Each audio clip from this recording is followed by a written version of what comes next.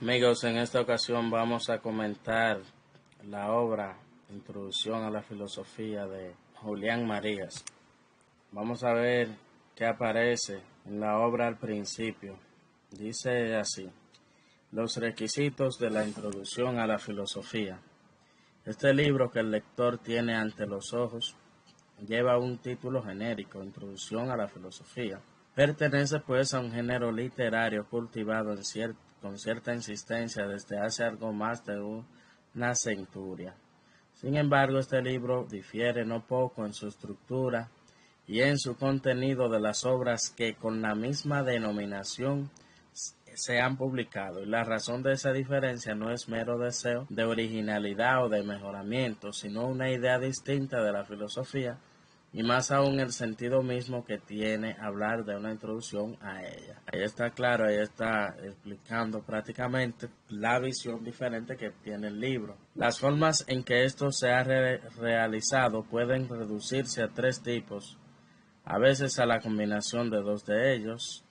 El primero es el de las introducciones, que podemos llamar sistemáticas, es decir, aquellas en que se expone brevemente el repertorio de los problemas filosóficos y por lo general se apunta a un sistema de soluciones. El segundo es el de las introducciones históricas, que asisten a la evolución de la filosofía en sus líneas generales, con el ánimo de penetrar en su sentido y su tendencia. El tercero, menos frecuente, partiendo del supuesto de que por cualquier punto se entre en la filosofía, se toma contacto con su realidad, elige un problema o un grupo de problemas y trata de estudiarlo en detalle.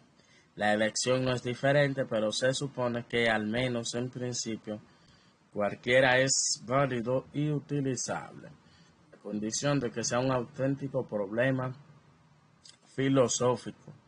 En mi opinión, estos tres tipos de introducción a la filosofía son radicalmente deficientes.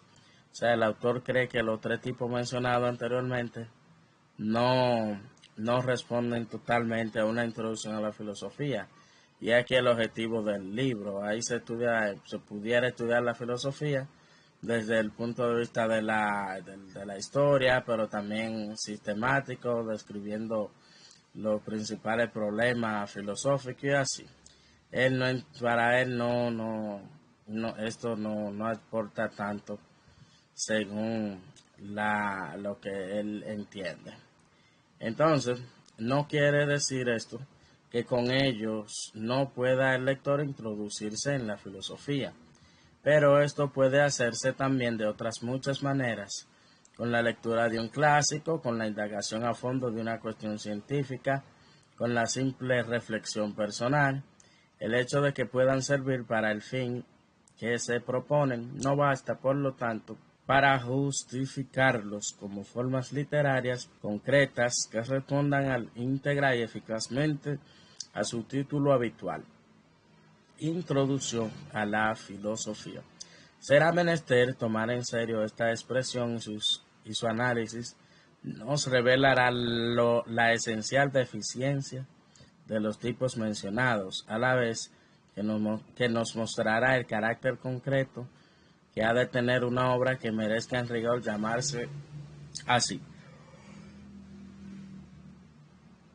Es decir, ahí él dice que esas introducciones pueden ayudarte a conocer del mundo de la filosofía. Sin embargo, la considera deficiente. Así es que parte ahora de lo que es la situación real. Dice así: Introducción a la filosofía no es el nombre de una disciplina como la geometría, como la química o la lógica, sino la denominación de una empresa, de una tarea o quehacer.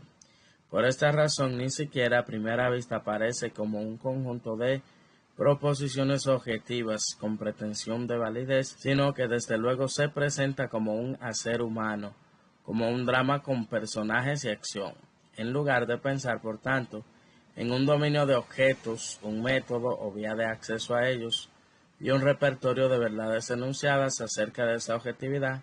Tenemos que apelar primero a una situación concreta de la cual es forzoso partir. Esta situación está definida por dos ingredientes o elementos: el sujeto de la introducción, nosotros, y el término de ella, la filosofía, que de un modo o de otro encontramos ya ahí, y por eso podemos pretender introducirnos a ella.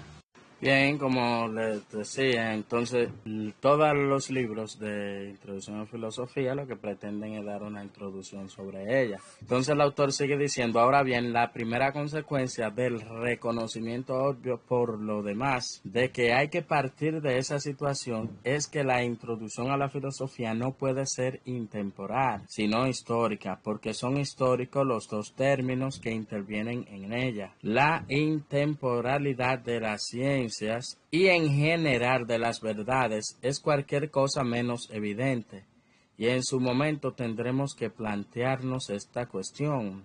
Pero en el caso de la introducción a la filosofía, la cosa es patente, que tal cuestión no puede ni siquiera plantearse, porque la introducción no es, repito, un sistema de enunciados, sino algo que acontece.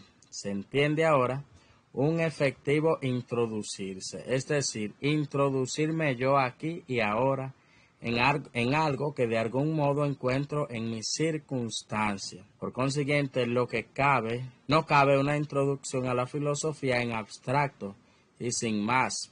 Esa expresión solo es un esquema formal que habrá que llenarse de contenido histórico cuantas veces se realice. Cuando hoy hablamos en concreto de introducción a la filosofía, se trata de introducir al hombre a actuar de nuestro ámbito histórico propio en la filosofía que existe ya en forma también históricamente concreta. Lo demás es pura abstracción inofensiva y hasta necesaria cuando se la maneja como tal, pero que impide toda intelección cuando se la confunde con la realidad. Entonces, el autor dice que toda la introducción están en un contexto, están contextualizadas. Acabo de decir que la filosofía es el término de la introducción,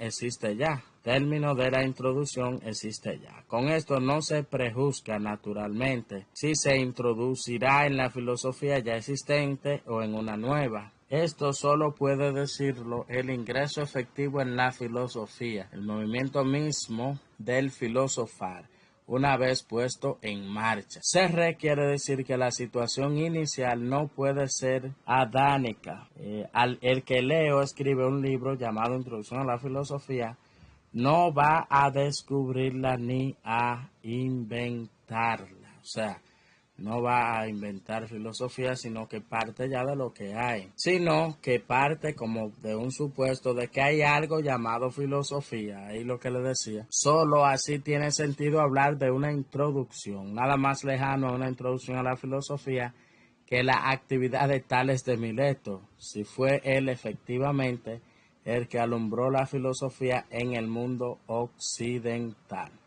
Nuestra empresa, por el contrario, supone el previo hallazgo de la filosofía como realidad social. Esto es la existencia de una tradición filosófica, es decir, una tradición filosófica en el mundo, ¿verdad? En el mundo occidental, pero también en la realidad social. Entonces, esto no afecta para nada, como veremos enseguida, a la radicalidad y desnudez de nuestra relación con la filosofía. Pero esa radicalidad y desnudez vendrán dadas por la rigurosa aceptación de la situación concreta en que nos hallamos, no por una arbitraria mutilación de ella. El adanismo solo es verdadero para Adán, para nosotros significa una violenta deformación de la realidad por sustracción o abstracción, si se quiere, de esenciales ingredientes suyos. Así dice el autor. También dice: la introducción a la filosofía solo puede hacerse desde una situación definida históricamente, punto central, y en principio solo es válida para ella.